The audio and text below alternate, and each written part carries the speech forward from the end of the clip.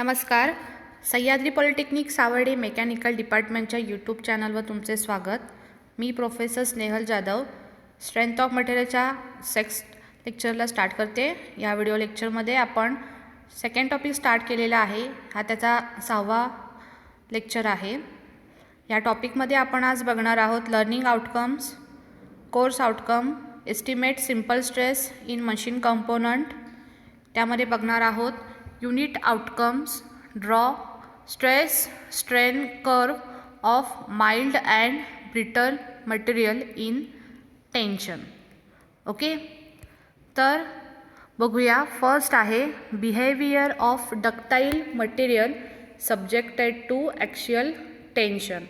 तुम्हाला जी शेजारी मशीन दिसते ती युनिव्हर्सल टेस्टिंग मशीन आहे. ओके, त्याचा एक्सपेरिमेंट तुम्ही कॉलेजला आल्यानंतर आपण परफॉर्म करू. त्यामध्ये स्ट्रेसेस अँड स्ट्रेनचा एक्सपेरिमेंट्स आहे तो UTM मशीनवर. तो आपण कॉलेजला आल्यावर परफॉर्म करूया. त्याची एक प्रोसिजर आहे ती फॉलो करूया आता. त्यामध्ये आपल्याला एक स्ट्रेस स्ट्रेन कर्व मिळणार आहे. Stress strain curve shows relationship between the stress and strain for a given material. Okay, आता हे डक्टाईल मटेरियल आणि ब्रिटल मटेरियलसाठी स्ट्रेस अँड स्ट्रेन कर्व कसा असणार आहे हे या व्हिडिओ लेक्चरमध्ये आपण बघणार आहोत. For determination of stress strain curve we have to perform experiment tension test on mild steel.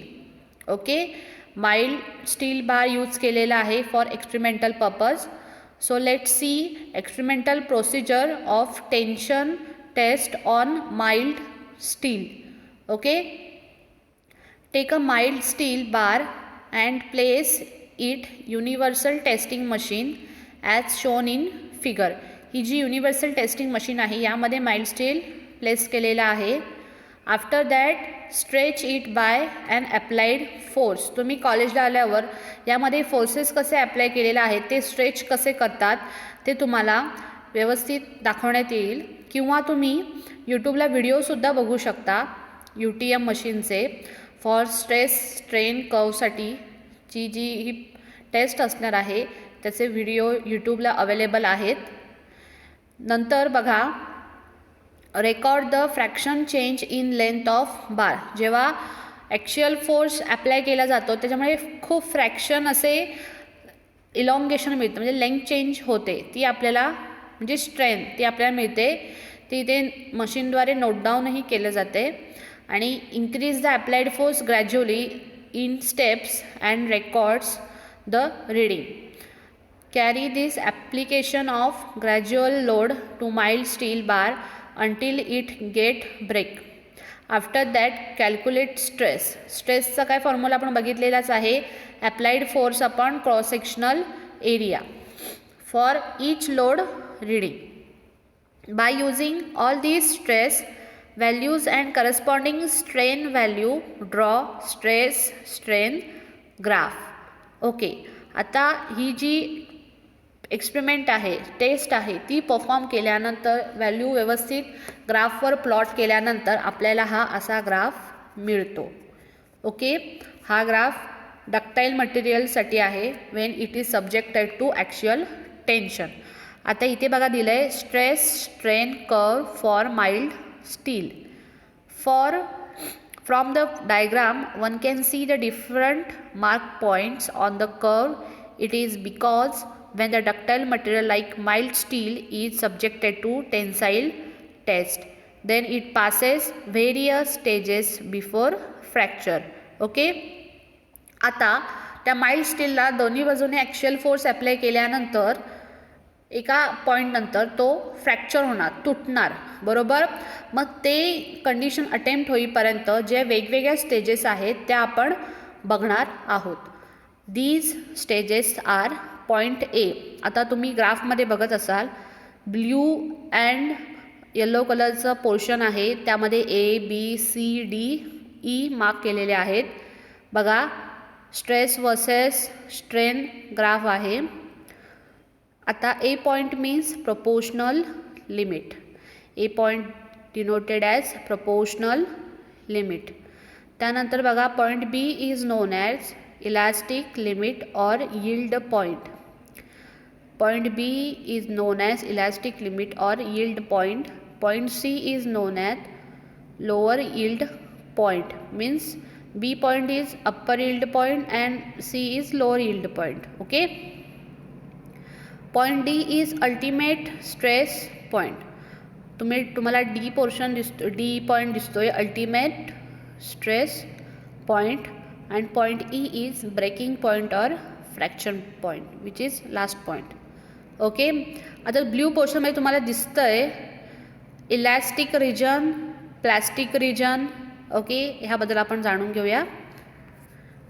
आता इथे दिले बघा हे जे पॉईंट आहेत, proportional limit, elastic limit, yield point, ultimate stress point, breaking point, ह्याचं मिनिंग आपण बघूया. Proportional limit means it is a point on to which Hooke's law is applicable. Hooke's law आपण सेकंड व्हिडिओमध्ये बघितला. Hooke's law means stress is directly proportional to the strain. म्हणजे जसं जसं स्ट्रेसची व्हॅल्यू चेंज होईल तशी तशी आपल्याला स्ट्रेनची व्हॅल्यू मिळणार आहे, which is directly proportional to strain. Okay. आता इलास्टिक लिमिट म्हणजे there is always a limiting value of load up to which strain totally disappear on removal of load. म्हणजे एका सर्टेन पॉईंटला एका बॉडी आहे तिला आपण फोर्स अप्लाय करतो आहे. ओके. तर त्यामुळे काय होतं आहे की एका पॉईंटनंतर तो लोड आपण काढला तर तिच्यामध्ये जेवढे चेंजेस झालेले असतात, समजा त्याच्यामध्ये डेल्टा एल लेंथ चेंज झालेली असते तर ती पुन्हा रिड्यूस होते आणि तिच्या ओरिजिनल लेंथमध्ये पुन्हा येते. Okay.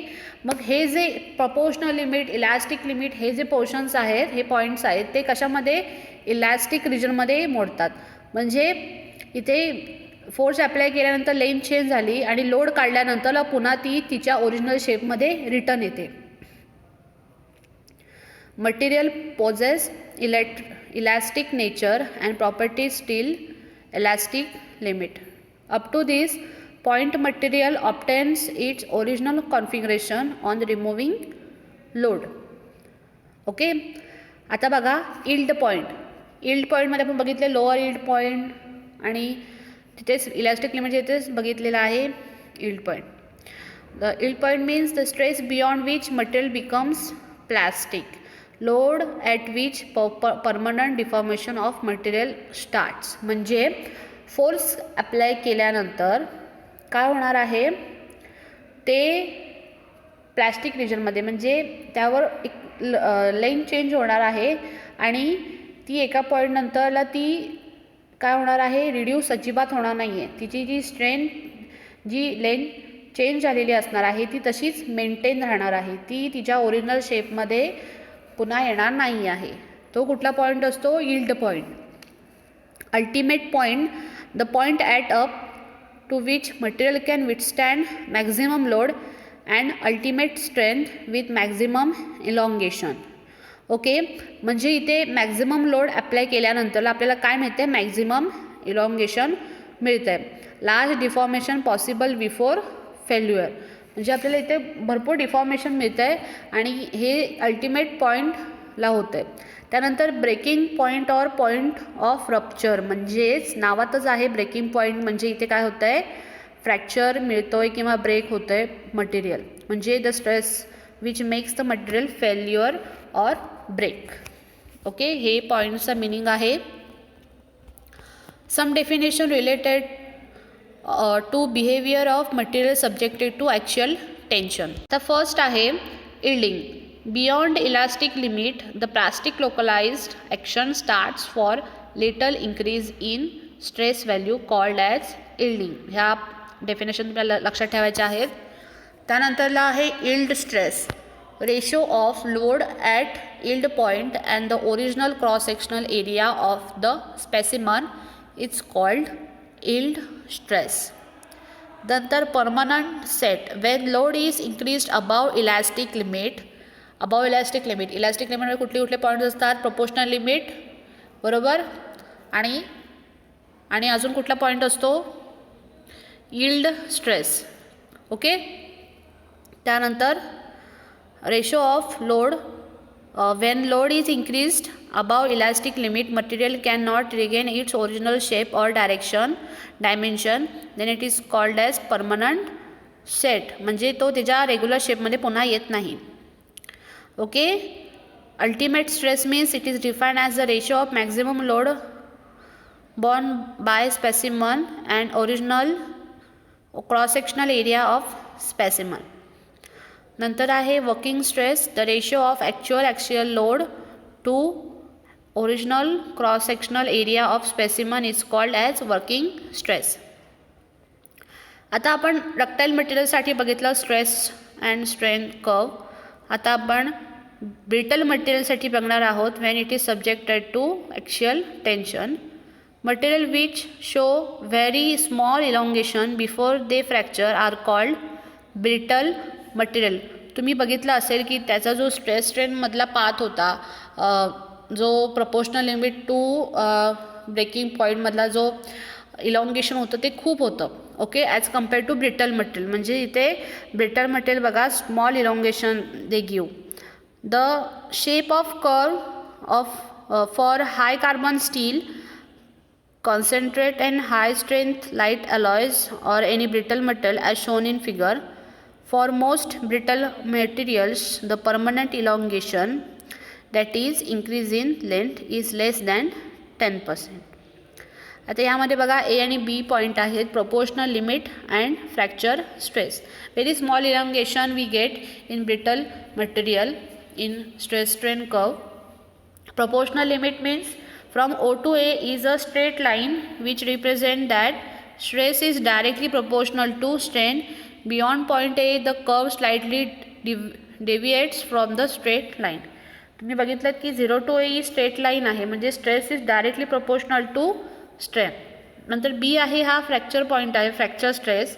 The material fails with only little elongation after the proportional limit is exceed. म्हणजे प्रोपोर्शनल लिमिटपासून जरा तरी एक्सीड झाल्यानंतरला तर काय होतं आहे, फ्रॅक्चर होतं आहे. Fracture stress is same as ultimate stress in brittle material. आता आपण पुढे बघतोय factor of safety. It is defined as ratio of maximum stress to working stress. Factor of सेफ्टीचा फॉर्म्युला काय आहे, maximum stress to working stress. In case of ductile material, the failure of material occurs once it reaches plastic deformation. Hence, factor of safety is based upon yield point stress.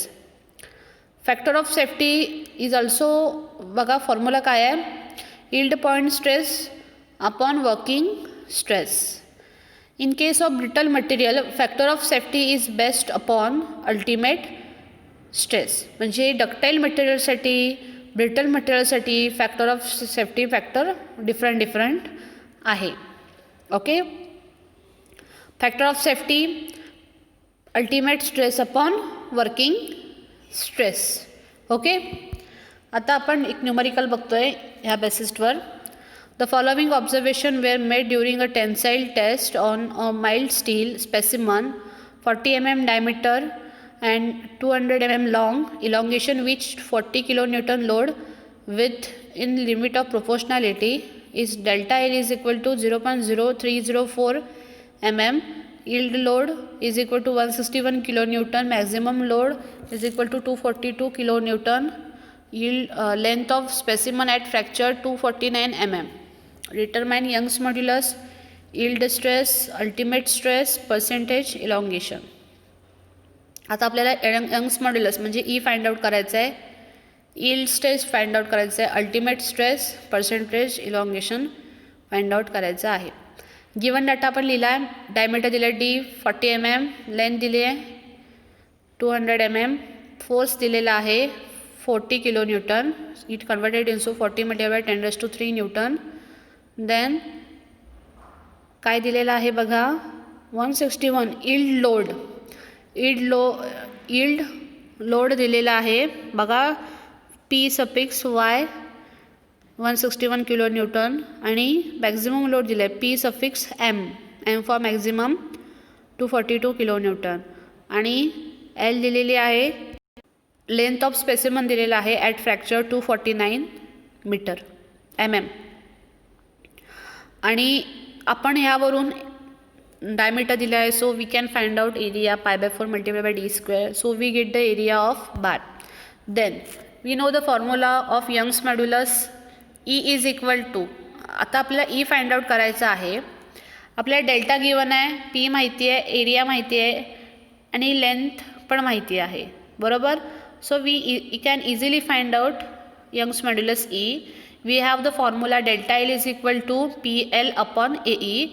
Okay, मग ईचा formula काय झाला बघा, PL/A delta L.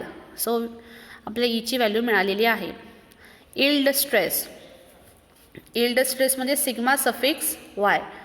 आता स्ट्रेसचा formula काय असतो, force upon area. Okay, आपल्याला force दिलेला आहे, यील्ड फोर्स. ओके, तो PY अपॉन A. एरिया माहिती आहे, PY पण दिलेला आहे, सो आपल्याला यील्ड स्ट्रेस मिळालेला आहे. अल्टिमेट स्ट्रेस पण माहिती आहे. अल्टिमेट स्ट्रेस म्हणजेच मॅक्झिमम स्ट्रेस, मॅक्झिमम स्ट्रेस म्हणजेच अल्टिमेट स्ट्रेस. ओके, ते फाइंड आउट केल्यानंतर आपल्याला काय मिळालेलं आहे, अल्टिमेट स्ट्रेस. पर्सेंटेज इलॉंगेशन म्हणजे L final minus L initial upon L initial, म्हणजे हे पर्सेंटेज इलॉंगेशन फाइंड आउट करायचं आहे. आता तुम्ही जर प्रॉब्लेममध्ये बघितलं तर length of specimen at fracture, म्हणजे फ्रॅक्चर होण्याच्या वेळेला लेंथ इन्क्रीज झालेली होती, म्हणजे इलॉंगेशन झालेलं आहे. मटेरियल कशामध्ये, प्लास्टिक रिजनमध्ये फॉल झालेला आहे, त्याच्यामुळे काय झालं, इलॉंगेट झालेलं आहे ते. आणि तेव्हा ती लेंथ किती मेजर केली, 249 mm. आणि पहिली लेंथ किती होती, 200 mm. आता पर्सेंटेज इलॉंगेशन म्हणजे किती लेंथ पर्सेंटमध्ये चेंज झालेली आहे ती आपण बघतोय. म्हणून काय केलं, L फायनल किती आहे, 249 minus L initial divide by L initial. आता ह्या व्हॅल्यू टाकल्यानंतर आपल्याला पर्सेंटेजमध्ये आन्सर मिळालं आहे, पर्सेंटेज इलॉंगेशन इज 24.5%. असे हे फॉर्म्युला आहेत, त्यावर तुम्ही न्यूमरिकल सोडवायचे आहेत. ओके, त्या बेसिसवर हे 3 क्वेश्चन दिलेले आहेत, ते तुम्ही सॉल्व करा रेग्युलर तुमच्या नोटबुकमध्ये. या व्हिडिओबद्दल काय डाऊट असेल तर ते जे आपला व्हिडिओ लेक्चर होतो सोमवारी, त्यामध्ये तुम्ही विचारा. Okay, stay home, stay safe. Thank you.